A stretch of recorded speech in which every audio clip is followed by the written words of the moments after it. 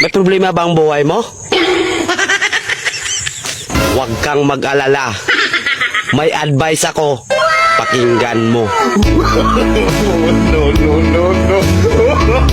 Alam nyo, ganyan talaga ang buhay. Parang life. Basta yung importante ay mahalaga. At kung saan ka masaya, dun ka happy.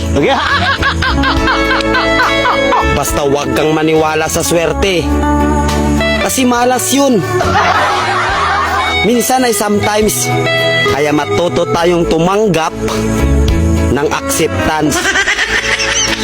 Halimbawa, for example, ang baby ay sanggol.